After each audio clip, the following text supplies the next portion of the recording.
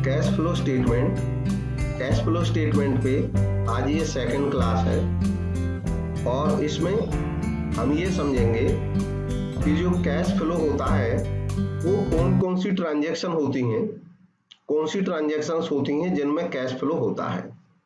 क्योंकि cash flow statement मुश्किल लगता है इसीलिए क्योंकि हम इस चीज को छोड़ देते हैं, ट्रांजैक्शंस को समझ नहीं पाते हैं कौन सी ट्रांजैक्शन इनफ्लो है या आउटफ्लो है और वो ऑपरेटिंग का है या इन्वेस्टिंग का है, ये सब चीजें छोड़ देते हैं।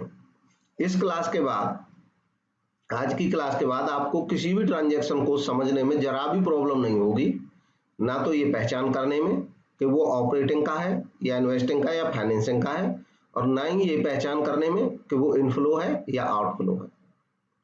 पहले देखते हैं कैश फ्लो स्टेटमेंट जो है वो बनता कैसे है। कैश फ्लो स्टेटमेंट इंडिया में अकाउंटिंग स्टैंडर्ड 3 के बताए अनुसार बनता है। अकाउंटिंग स्टैंडर्ड 3 कहता है कि जब आप कैश फ्लो स्टेटमेंट बनाएं तो 3 एक्टिविटीज में बांट कर बनाएं। Cash flow from operating activities, business अपने ऑपरेशन से कितना कैश फ्लो जनरेट कर रहा है, कैश का इनफ्लो हो रहा है या आउटफ्लो हो रहा है। ऑपरेटिंग एक्टिविटीज जो होती हैं ये किसी बिजनेस की मेन रेवेन्यू जनरेटिंग एक्टिविटी होती हैं। फॉर एग्जांपल, जैसे कोई व्यापारी है कपड़े का, तो उसका कपड़े खरीद के लाना, कपड़ा बेचना, उसके बाद कपड़े खरीदने और बेचने से रिलेटेड जितने भी जरूरी काम है, जैसे अपने यहाँ पे स्टाफ रखना, उसकी सैलरी देना, अगर दुकान किराए की है तो उसका किराया देना, तो ये सब जो रोजमर्रा के काम होते हैं ये सब ऑपरेटिंग एक्टिविटीज में आ जाते हैं। ऑपरेटिंग एक्टिविटीज से कैश फ्लो देख करके ये पता चलता है कि वो संस्था कितना अच्छा ऑपरेशंस कर रही है और अपनी ऑपरेशन से वो कैश प्राप्त कर रही है या नहीं कर रही है। नेक्स्ट होता है cash flow from investing activities. Cash flow from investing activities जो होती हैं तो इसमें इन्वेस्टिंग एक्टिविटी क्या है ये जानना होगा। इन्वेस्टिंग एक्टिविटी का मतलब होता है एक ऑर्गेनाइजेशन जब कोई फिक्स्ड एसेट खरीदे, फिक्स्ड एसेट, या कोई इन्वेस्टमेंट करे, और इन्वेस्टमेंट भी लंबी अवधि का होना चाहिए, लंबी अवधि के लिए इन्वेस्ट करना। तो जब इनमें पैसा लगाती है कोई संस्था अपनी फिक्स्ड एसेट में, जैसे मशीन में, बिल्डिंग में, फर्नीचर में, जब इनको खरीदती है संस्था, और इन्वेस्टमेंट लॉन्ग टर्म नेचर के, ये ऐसे इन्वेस्टमेंट होते हैं जो कोई संस्था लंबी अवधि के लिए करती है। किसी दूसरी संस्था के शेयर खरीदना, किसी दूसरी संस्था के डिवेंचर खरीदना, इवन किसी दूसरी संस्था को लोन देना, एडवांस देना लंबी अवधि के लिए, ये भी इन्वेस्टिंग है। इन्वेस्टिंग जो किया जाता है इसका मकसद ये होता है कि संस्था जहां इन्वेस्ट कर रही है वहां से लॉन्ग टर्म बेसिस पे संस्था को कुछ बेनिफिट्स मिलेंगे, तो ये सब इन्वेस्टिंग एक्टिविटीज में आ जाता है। तीसरी होती है फाइनेंसिंग एक्टिविटी। फाइनेंसिंग एक्टिविटी होती हैं एक संस्था जब स्टार्ट होती है तो उसको कैपिटल की जरूरत होती है, तो संस्था का कैपिटल प्राप्त करना, चाहे वो शेयर से प्राप्त करे, इक्विटी शेयर से, प्रेफरेंस शेयर से, और कैपिटल के साथ साथ संस्था लोन भी लेती है अपना संस्था को चलाने के लिए। लोन लॉन्ग टर्म का भी हो सकता है और शॉर्ट टर्म का भी हो सकता है, लेकिन खास बात है ये लोन होना चाहिए, ये बोरोइंग होनी चाहिए। तो जब इन कामों को करती है संस्था तो ये उसकी फाइनेंसिंग एक्टिविटी कहलाते हैं। फाइनेंसिंग एक्टिविटीज से कैश का इनफ्लो हमें ये बताता है, अगर फाइनेंसिंग एक्टिविटी का इनफ्लो है मतलब कैश आया है, तो इससे ये पता चल जाता है किसी कंपनी में इंटरेस्ट रखने वाले लोगों को कि इस कंपनी ने कोई नया लोन लिया है या नए शेयर इशू किए हैं। अगर इसका आउटफ्लो बन रहा है मतलब पैसा नेगेटिव है फाइनेंसिंग एक्टिविटी में, तो इसका मतलब ये होता है कि कंपनी ने या तो अपने लोन चुकाए हैं या अपनी कैपिटल की वापसी की है। ठीक वैसे ही इन्वेस्टिंग एक्टिविटीज में अगर इनफ्लो होता है, इनफ्लो मतलब कैश बढ़ता है अगर इन्वेस्टिंग से, तो इससे ये पता चलता है कि संस्था ने अपनी कोई फिक्स्ड एसेट बेच दी है, या ये पता चलता है अगर आउटफ्लो है, संस्था ने फिक्स्ड एसेट्स में पैसा इन्वेस्ट किया, लगाया है। ऑपरेटिंग एक्टिविटीज में अगर इनफ्लो होता है तो ये पता चलता है कि संस्था का बिजनेस अच्छा चल रहा है और वो अपनी ऑपरेशन से पैसा, कैश बढ़ा रहे हैं अपना। अगर ये नेगेटिव होता है ऑपरेटिंग, तो इसका मतलब ये इंडिकेशन होता है कि संस्था अच्छा बिजनेस नहीं कर पा रही है और संस्था की जो ऑपरेशंस हैं उनसे मुनाफा नहीं हो रहा है, क्योंकि ये main revenue generating main business activity होती है किसी संस्था की, जो ऑपरेटिंग एक्टिविटीज होती हैं। तो जब हमें तीनों चीजों से कैश का इनफ्लो और आउटफ्लो पता चल जाता है, तो लास्ट में देखते हैं कि पूरे साल के दौरान, जैसे मान लो किसी कंपनी ने अपनी ऑपरेटिंग एक्टिविटीज से, ऑपरेटिंग मतलब मेन बिजनेस से, सामान खरीदना, बेचना, इससे मान लो 10 लाख रुपए का इनफ्लो अर्न कर ले कोई संस्था। फिक्स्ड एसेट में मान लो संस्था ने पैसा लगाया हो, कुछ नई टेक्निक, नई मशीन खरीदी, मान लो 4 लाख रुपए की नई मशीन खरीदी, तो आउटफ्लो हो जाएगा 4 लाख का, और जो इन्वेस्टिंग एक्टिविटीज है वो 4 लाख का नेगेटिव बैलेंस दिखाएगी। मान लो फाइनेंसिंग में संस्था ने कुछ लोन लिया इस बार, तो वो प्लस दिखाएगा, मान लो 2 लाख का लोन लिया। तो इस तरीके से हम पूरे साल के कैश इनफ्लो और आउटफ्लो को समझ पाएंगे कि 10 लाख आए ऑपरेटिंग एक्टिविटीज से, 2 लाख आए फाइनेंसिंग की एक्टिविटी से, टोटल 12 लाख होने चाहिए। लेकिन 4 लाख फिक्स्ड एसेट खरीदी उसमें चले गए, तो 12 में से 4 गए तो 8 लाख बच गए। तो ये जो 8 लाख रुपीज है, इसका मतलब संस्था का 8 लाख रुपए पूरे साल में नेट इंक्रीज हुआ। अगर ये नेगेटिव वाला ज्यादा होता तो ये नेट डिक्रीज आ जाता। इसको बोलते हैं net increase in cash equivalent.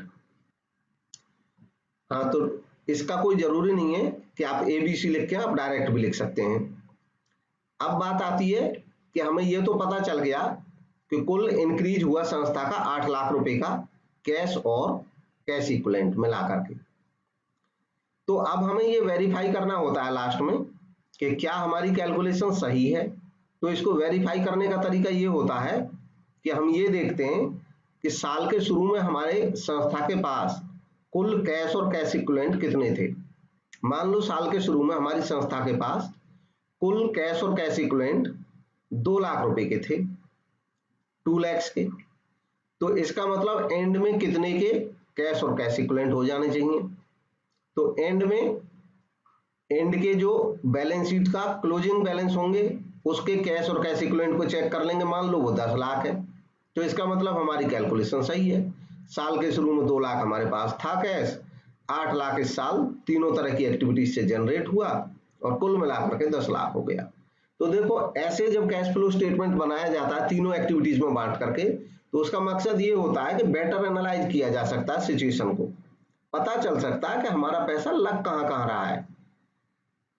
और पूरे कैश फ्लो का फायदा ये होता है, इससे संस्था ये जान पाती है, ये समझ पाती है कि उसका कैश फ्लो का ट्रेंड क्या है। जैसे पिछले 2-3 साल के कैश फ्लो देखेगी संस्था, तो संस्था को पता चल जाएगा अलग अलग एक्टिविटीज में कि संस्था को कितना कैश फ्लो कौन सी एक्टिविटी से आता है, कौन सा जाता है, और इसके बेस पे संस्था अपनी फ्यूचर के प्लान बना सकती है, वो फ्यूचर का बजट बना सकती है कि हमारे पास कितना कैश आता है और कितना कैश जाता है किसी एक्टिविटी में। अब हम तीनों एक्टिविटीज में इस अंतर को समझेंगे कि कौन सी ट्रांजैक्शन इन्वेस्टिंग, फाइनेंसिंग या ऑपरेटिंग होती है। इसको समझने के लिए पहले एक थोड़ा सा मैं बेस बताऊंगा और फिर ये हमारे न्यूमेरिकल है, इसमें हम सारी ट्रांजैक्शंस को समझेंगे। आप सोल्व करके देखेंगे, साथ साथ मैं उसका आंसर बताता रहूंगा। ऐसे समझिए कि किसी संस्था के पास आज की डेट में कुछ कैश रखा हुआ है, कुछ कैश एट बैंक रखा हुआ है। इसको तो कैश फ्लो स्टेटमेंट में दोनों को कैश कहा जाता है। और कुछ शॉर्ट टर्म इन्वेस्टमेंट है, शॉर्ट टर्म इन्वेस्टमेंट का हो या इनको मार्केटेबल सिक्योरिटी भी कहते हैं। तो ये कुल मिलाकर के एक संस्था के पास ये सब कैश एंड कैश इक्विवेलेंट है। ये जो कैश एंड कैश इक्विवेलेंट है, संस्था इसको फ्लो जानना चाहती है, तो इसको अब हम समझेंगे इस एक्टिविटीज से कि कोई कंपनी जब स्टार्ट होती है तो उसको ये सब चीजें चाहिए। पहले मैं इनका मतलब बता देता हूं कि इसको हम कैश इक्विवेलेंट क्यों मानते हैं और क्या कारण होता है कि इसको कैश का जैसा मानते हैं। कैश तो हमें पता है हमारे हाथ में रहता है, और क्योंकि कोई भी संस्था सेफ्टी के पर्पज से बैंक में पैसा रखती है, करंट अकाउंट में, सेविंग अकाउंट में, वो भी कैश ही रहता है, तो ये दोनों तो कैश हुए ही। संस्था के पास कभी कभी कुछ एक्स्ट्रा पैसा पड़ा रहता है, और जो एक्स्ट्रा पैसा ज्यादा दिन नहीं रहेगा, महीने 2 महीने रहना है, तो ऐसे अमाउंट को संस्था ना तो लॉन्ग टर्म के लिए इन्वेस्ट कर सकती है कहीं, तो संस्था चाहती है कि जो कम अवधि का पैसा हमारे पास महीने 2 महीने के लिए, अगर कुछ ऐसे इन्वेस्टमेंट अवेलेबल हैं जिनमें कोई रिस्क नहीं है। ये चीज बहुत ध्यान रखने वाली बात है यहाँ पे, ऐसे इन्वेस्टमेंट जिनमें कोई रिस्क नहीं है। जिनमें कोई रिस्क नहीं है उनमें संस्था महीने या 2 महीने या ज्यादा से ज्यादा 3 महीने तक के लिए अपना कैश लगा देती है। इनको बोलते हैं हम शॉर्ट टर्म इन्वेस्टमेंट या मार्केटेबल सिक्योरिटी। अगर ये कंडीशन पूरी होती है कि पैसा लगाने में कोई रिस्क नहीं है और 2 से 3 महीने के अंदर पैसा वापस मिल जाएगा, तो एक तरह से एक्सेस फंड हमने पार्क कर दिए। The company has parked its axis funds. अपने जो अतिरिक्त पैसा था वो एक तरह से अलग रख दिया, लेकिन ये है सब संस्था के लिए कैश ही। ये संस्था के बिजनेस करने के लिए मौजूद रहता है। अब संस्था के पास ये सारा कैश आता कहां से है?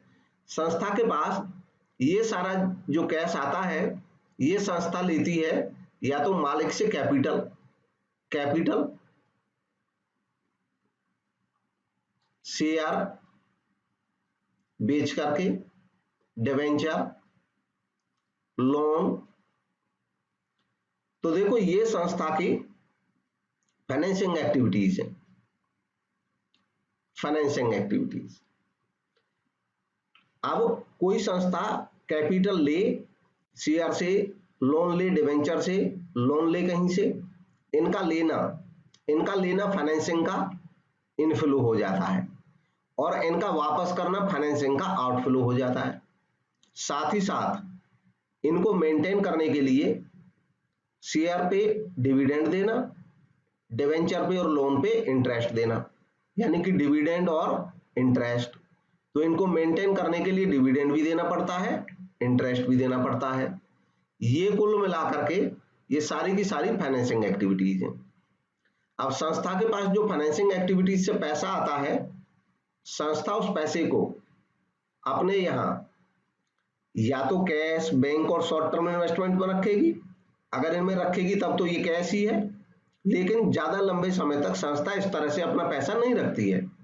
संस्था को बिजनेस करना है तो संस्था बिल्डिंग बनाती है, अपने लिए खरीद सकती है बिल्डिंग। अगर किराए पे नहीं लेना चाहे तो संस्था फर्नीचर खरीदती है।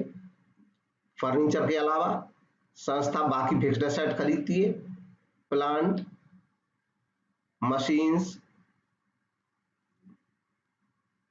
मशीन्स। इसके अलावा कभी कभी संस्था के पास ये जो कैश है या बैंक है, ये लंबी अवधि के लिए एक्स्ट्रा लगता है। संस्था को लगता है कि ये कैश हमारा 1-2 साल तक हमारे पास बना रहेगा। जब संस्था को ऐसा लगता है तो संस्था लंबी अवधि के लिए इन्वेस्टमेंट कर देती है। जब हम खाली इन्वेस्टमेंट वर्ड यूज करते हैं तो इसका मतलब होता है लॉन्ग टर्म इन्वेस्टमेंट। ये लॉन्ग टर्म इन्वेस्टमेंट किसी दूसरी कंपनी के शेयर्स में हो सकता है, या डिवेंचर्स में हो सकता है, बॉन्ड में हो सकता है। ये सारा जो इस तरीके से इन्वेस्टमेंट होता है संस्था का, लंबी अवधि के लिए जो पैसा लगता है, ये इन्वेस्टिंग एक्टिविटीज कहलाती हैं। ये इन्वेस्टिंग एक्टिविटीज, लंबी अवधि के लिए पैसा इन्वेस्ट हो गया। जब संस्था इन्वेस्ट करती है तो कभी कभी ऐसा भी होता है कि मान लो कुछ बिल्डिंग में पैसा लगाया हुआ है और उस बिल्डिंग को हमने किसी को किराए पे दे दिया कुछ समय के लिए, और उससे किराया आ गया। ये ध्यान रखने वाली बात है, अगर बिल्डिंग हमारे पास इन्वेस्टमेंट पर्पस से है लंबी अवधि के लिए, हम बिजनेस नहीं करते हैं, बिल्डिंग किराए पे देने का। तो इस तरीके से अगर कोई रेंट आता है, कोई इनकम जनरेट होती है, इन सारे इन्वेस्टमेंट से अगर कोई इनकम जनरेट होती है, वो भी इन्वेस्टमेंट की कहलाती है। इन्वेस्टमेंट पर्पज से रखे गए बिल्डिंग, लैंड, उनसे किराया इन्वेस्टिंग है। इन्वेस्टमेंट पर्पज से हमारे पास शेयर डिवेंचर है किसी कंपनी के, इन शेयर्स पे हमको डिविडेंड मिलता है, या डिवेंचर किसी कंपनी के हमारे पास रखे इन्वेस्टमेंट के लिए, इन पे इंटरेस्ट मिलता है। तो इनका रिसीव होना डिविडेंड का और इंटरेस्ट का, ये भी इन्वेस्टिंग एक्टिविटीज है। अब संस्था के पास यहां से कैपिटल मिल गई, ये पैसा आ गया और इस पैसे को संस्था ने इन्वेस्ट कर दिया लंबी अवधि के लिए। अब संस्था कुछ कैश ऐसा रखती है जिससे अपना रोज का बिजनेस करती है, गुड्स परचेज करती है, गुड्स परचेज करके गुड्स सेल करती है, गुड्स को मैन्युफैक्चर कराती है, बनवाती है लोगों से, तो मैन्युफैक्चरिंग में भी खर्च होता है। मैन्युफैक्चरिंग के अलावा लोगों को काम पे रखती है, उनको सैलरी देती है, सरकार को टैक्स देती है, और छोटे मोटे खर्चे, एक्सपेंसेस जो बिजनेस के लिए करने पड़ते हैं, ये सब संस्था के मेन बिजनेस है और इसलिए इनको कहते हैं ऑपरेटिंग एक्टिविटीज। ऑपरेटिंग एक्टिविटीज तो देखिए, संस्था के बेस को मजबूत करता है उसका फाइनेंस, यहां से मिलता है, इन्वेस्टमेंट, ये दोनों मिलकर के किसी संस्था को बेस प्रोवाइड करते हैं। एक तरफ से उसको फाइनेंस मिलता है, दूसरी तरफ से वो लंबी अवधि में इन्वेस्ट कर देती है, तो ये इन्वेस्टमेंट उस संस्था के मजबूती बनाए रखते हैं। संस्था जो ग्रो करती है वो अपने मेन ऑपरेटिंग एक्टिविटीज से करती है, सेल, परचेज, मैन्युफैक्चरिंग। और सेल, परचेज और मैन्युफैक्चरिंग को मेंटेन करने के लिए जितना भी अब खर्च होगा, कोई ट्रांजैक्शन होगी, वो सब ऑपरेटिंग है। तो अब ये क्लियर हो जाना चाहिए।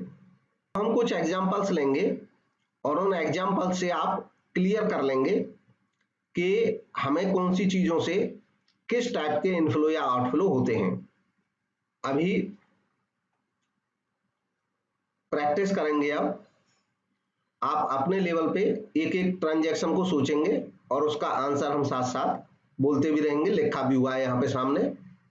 हर ट्रांजैक्शन को एनालाइज करें। देखो, मशीनरी परचेज की, आपको पता है मशीनरी फिक्स्ड एसेट है, तो ये मशीनरी परचेज करने से पैसा बाहर जाएगा, ये आउटफ्लो है और ये इन्वेस्टिंग एक्टिविटी है।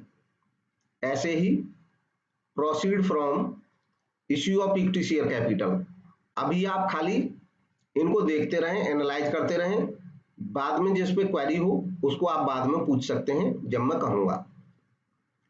Proceed from issue of equity share capital मतलब इनके मैं बताता रहूंगा। इक्विटी शेयर कैपिटल से प्रोसीड का मतलब होता है प्राप्त करना। शेयर इश्यू करे, पैसा आया, इनफ्लो है, और क्योंकि ये कैपिटल आई है हमारे पास तो फाइनेंसिंग एक्टिविटी है। Cash revenue from operation, revenue from operation का मतलब होता है जो हमारी ऑपरेशंस हैं उनसे रेवेन्यू मिल रही है, मतलब हम सेल कर रहे हैं सामान कोई, तो ये इनफ्लो है, पैसा आ रहा है हमारे पास, और ऑपरेटिंग है, हमारा मेन बिजनेस है। Proceed from long term borrowing, लंबी अवधि का बोरोइंग, लोन लिया है हमने, उससे पैसा प्राप्त हुआ है, इनफ्लो है, फाइनेंसिंग का है। पेमेंट ऑफ बोनस, बोनस दिया जाता है एम्प्लॉइज को, एम्प्लॉय हमारे लिए काम करते हैं हमारे बिजनेस में, तो ये मेन बिजनेस एक्टिविटी का हिस्सा है। इनको पेमेंट करा तो आउटफ्लो हुआ, पैसा जाएगा, और ये ऑपरेटिंग एक्टिविटी का होगा। पेमेंट ऑफ ग्रेच्युटी, जब लोग रिटायर होते हैं, लंबी अवधि तक संस्था में काम करते हैं, तो संस्था उनको पुरस्कार स्वरूप कुछ पैसा देती है रिटायरमेंट के समय, ग्रेच्युटी। ये भी हम अपने एम्प्लॉइज को देते हैं, और ये भी हमारे एम्प्लॉइज मेन बिजनेस का पार्ट होते हैं, इसलिए ये पैसा आउटफ्लो है और ऑपरेटिंग का है। Proceeds from sale of old machinery, जब मशीनरी हम खरीदते हैं या फिक्स्ड एसेट, तो वो हमारा इन्वेस्टिंग होता है, जब इनको बेचेंगे तब भी ये इन्वेस्टमेंट होगा, जब बेचेंगे तो पैसा आएगा, इनफ्लो होगा और इन्वेस्टिंग का। Cash received from trade receivable, trade receivable जब हम ट्रेड करते हैं तो उसमें लोगों को उधार सामान बेचते हैं, कभी कभी जब उधार बेचते हैं तो उनपे हमारा जो उधार हो जाता है उसको बोलते हैं ट्रेड रिसीवेबल। इसमें डेटर भी शामिल रहते हैं और बिल रिसीवेबल भी शामिल रहते हैं। तो कुल मिलाकर के ये हमारे मेन बिजनेस का ही पार्ट होते हैं। मेन बिजनेस में ही हम उधार सेल करते हैं, उनसे जब पैसा जब भी मिलेगा इनफ्लो होगा और ऑपरेटिंग का होगा। ट्रेडिंग कमीशन रिसीव्ड, कई दफे हम ऐसी कोई ट्रेडिंग करते हैं, व्यापार करते हैं अपने बिजनेस में जिसपे हमारा कमीशन जनरेट हो जाता है, तो ट्रेड में ही हुआ है। ट्रेड हमारा मेन बिजनेस है, ऑपरेटिंग है और इनफ्लो है। Purchase of non current investment, non current investment स्पष्ट तौर पे कहा गया है, अगर नॉन करंट नहीं भी लगा होता, खाली जब इन्वेस्टमेंट वर्ड होता है तब भी वो नॉन करंट ही माना जाता है। पहली बात, इसका मतलब लॉन्ग टर्म इन्वेस्टमेंट है, लंबी अवधि का है। लंबी अवधि के लिए पैसा इन्वेस्ट करना इन्वेस्टिंग एक्टिविटी है, और क्योंकि हमने परचेज करा है ये इन्वेस्टमेंट तो पैसा गया होगा, आउटफ्लो है। Redemption of preference share, preference share redemption का मतलब प्रेफरेंस शेयर्स की वापसी। तो प्रेफरेंस शेयर्स की जब वापसी हुई तो हम पैसा देंगे शेयर होल्डर्स को, आउटफ्लो हो जाएगा और वो भी फाइनेंसिंग का। कैश परचेजेज, कैश परचेजेज का मतलब है हमने गुड्स परचेज की है कैश में, तो कैश गया, और परचेज की है तो ऑपरेटिंग एक्टिविटी है। इसके बाद है proceeds from sale of non current investment. Non current investment यानी कि लॉन्ग टर्म इन्वेस्टमेंट बेचे, उनसे पैसा मिला तो इनफ्लो हुआ और वो इन्वेस्टिंग का। इसके बाद है purchase of goodwill, goodwill fixed asset होती है, इसका परचेज करने से पैसा जाएगा आउटफ्लो और investing. Cash paid to supplier, supplier वो होते हैं जिनसे हम सामान खरीदते हैं, गुड्स खरीदते हैं, मेन बिजनेस का पार्ट होते हैं, ऑपरेटिंग और आउटफ्लो क्योंकि हमने कैश दिया है। Interim dividend paid on equity share, ध्यान रखें इक्विटी शेयर पे कोई भी कंपनी, चाहे वो फाइनेंसिंग है, चाहे वो नॉन फाइनेंसिंग है, चाहे वो मैन्युफैक्चरिंग है, चाहे जैसी भी कंपनी हो, इक्विटी शेयर पे जब भी डिविडेंड पे किया जाएगा, डिविडेंड पे करना ये हमेशा फाइनेंसिंग का होगा और आउटफ्लो होगा। नेक्स्ट है employ benefits expenses paid. Employ benefit expenses कहा जाता है एम्प्लॉय को मिलने वाली सैलरी, वेजेज, बोनस, जो भी हम उसको देते हैं कैश में, तो ये ऑपरेटिंग का हिस्सा है क्योंकि एम्प्लॉय मेन बिजनेस का पार्ट होते हैं और आउटफ्लो है। Proceed from sale of patents, patent एक रियल एसेट होती है, इंटेंजिबल होती है गुडविल की तरह ही, जब हम बेचेंगे तो इससे पैसा मिलता है, तो पेटेंट, गुडविल ये सब फिक्स्ड एसेट है इसलिए इन्वेस्टिंग है, और इनसे पैसा मिलेगा तो इनफ्लो, और जब इन पे खरीदने पे पैसा खर्च करेंगे तो आउटफ्लो।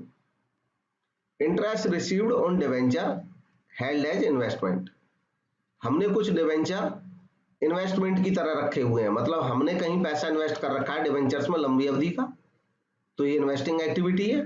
जब इस पे इंटरेस्ट मिलेगा तो वो भी इन्वेस्टिंग एक्टिविटी ही रहेगी, inflow. Purchase of non marketable security, देखिए यहां पे स्पष्ट लिखा नॉन मार्केटेबल, ऐसी सिक्योरिटी जो मार्केटेबल नहीं है। तो ऐसी सिक्योरिटीज में जब हम पैसा लगाएंगे, यानी कि लंबी अवधि के लिए लगाया, इन्वेस्ट किया, तो इन्वेस्टिंग एक्टिविटी है, और आउटफ्लो क्योंकि परचेज की है।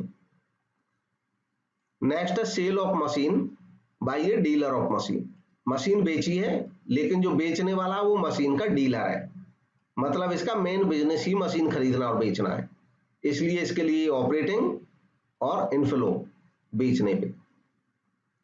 Interest paid on long term borrowing, long term borrowing लंबी अवधि का उधार, लोन फाइनेंसिंग है, और इस पे इंटरेस्ट पे किया तो outflow. Office and administration expenses paid, office और एडमिनिस्ट्रेशन के खर्चे मेन बिजनेस का हमारा हिस्सा है, ऑपरेटिंग है और आउटफ्लो। मैन्युफैक्चरिंग ओवरहेड, सामान बनवाते हैं हम, मैन्युफैक्चर कराते हैं अपने यहाँ, तब बेचते हैं, तो मैन्युफैक्चरिंग करना जो है वो भी ऑपरेटिंग है, मेन बिजनेस है, और आउटफ्लो क्योंकि हमने खर्चे पे किए। Dividend received on shares held as investment, कुछ शेयर हमने इन्वेस्टमेंट के तौर पे रखे हुए हैं अपने यहाँ, यानी कि इन्वेस्टमेंट है, इन पे डिविडेंड मिला तो वो भी इन्वेस्टिंग रहेगा, inflow. Rent received on property held as investment, कुछ प्रॉपर्टी एज इन्वेस्टमेंट हमने रखी है, पैसा इन्वेस्ट कर रखा है कुछ प्रॉपर्टी में, तो इन्वेस्टिंग एक्टिविटी है, उस पे रेंट जो मिल रहा है वो भी इन्वेस्टिंग है, inflow. Selling and distribution expenses paid, selling और डिस्ट्रीब्यूशन के खर्चे, सेलिंग करना और सामान को डिस्ट्रीब्यूट करना हमारे मेन बिजनेस का पार्ट है, इसलिए ऑपरेटिंग है। और आउटफ्लो, इनकम टैक्स पेड, हमारी इनकम पे टैक्स लगा है बिजनेस की पे, जब तक ये पता ना हो ये कौन सी इनकम पे लगा है तो ये मेन बिजनेस पे माना जाएगा, मेन बिजनेस की इनकम पे, और मेन बिजनेस ऑपरेटिंग होता है, इसलिए आउटफ्लो।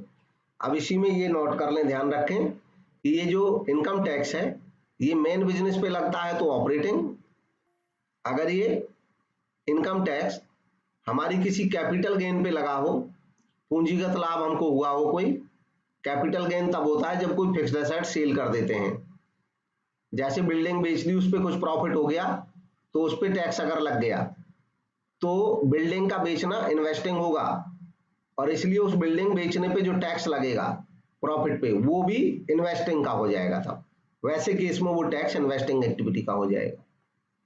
ठीक वैसे ही कभी कभी कोई संस्था डिविडेंड डिस्ट्रीब्यूट करती है अपने शेयर होल्डर्स को, तो डिविडेंड डिस्ट्रीब्यूट करने पे डिविडेंड डिस्ट्रीब्यूशन टैक्स देना पड़ता है कभी कभी, dividend distribution tax.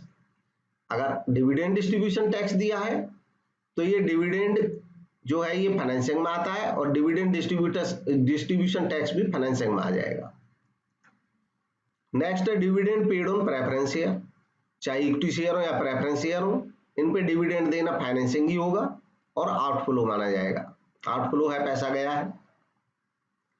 Underwriting commission paid, share जब कोई कंपनी इश्यू करती है मार्केट में, डिवेंचर इश्यू करती है तो अंडर राइटर्स की मदद लेती है। अंडर राइटर्स एजेंट होते हैं जो कंपनी के शेयर्स को बिकवाते हैं, तो उनको जो कमीशन दे रहे हैं वो हम शेयर बेचने के लिए दे रहे हैं, और शेयर अपना बेचना इश्यू करना हमारी फाइनेंसिंग एक्टिविटी है, इसलिए ये भी फाइनेंसिंग होगा और आउटफ्लो। नेक्स्ट है brokerage paid on purchase of non current investment, non current यानी कि लॉन्ग टर्म इन्वेस्टमेंट है वो हमने परचेज किए तो इन्वेस्टिंग एक्टिविटी है, उन पे अगर कोई ब्रोकरेज पे करेंगे तो वो भी इन्वेस्टिंग एक्टिविटी और आउटफ्लो।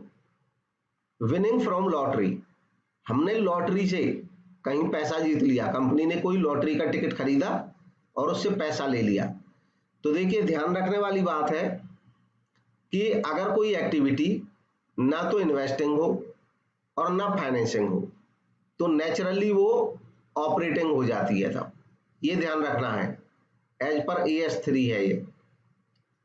अगर कोई एक्टिविटी ना तो इन्वेस्टिंग है ना फाइनेंसिंग है तो फिर नेचुरली वो ऑपरेटिंग की ही मानी जाएगी।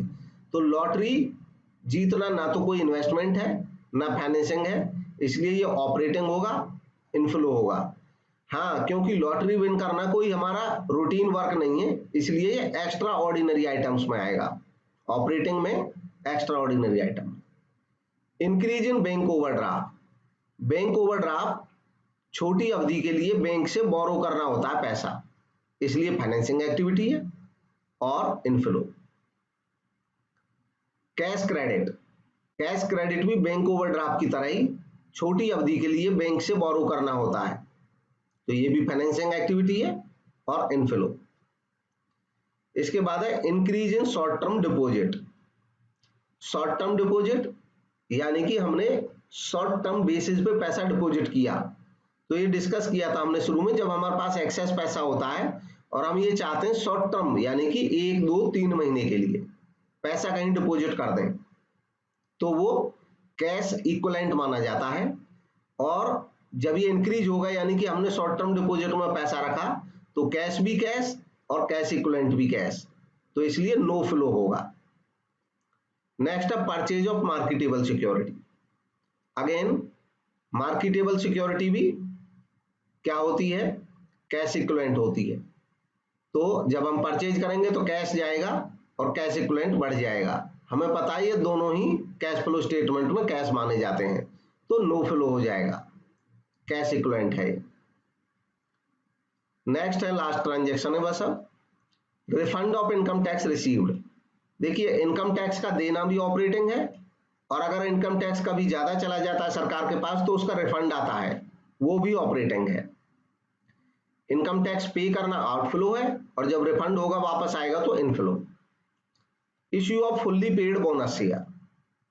फुल्ली पेड बोनस शेयर का मतलब होता है कि कंपनी ने अपने शेयर होल्डर्स को बोनस में शेयर दे दिए, मतलब उनसे कोई पैसा नहीं ले लिया और शेयर दे दिए। जब कोई पैसा नहीं लिया तो कोई कैश नहीं आया, इसलिए नो फ्लो, और ये नॉन कैश आइटम है। जिस ट्रांजैक्शन में कैश इन्वॉल्व भी ना हो वो नॉन कैश कहलाती है। नॉन कैश है और नो फ्लो।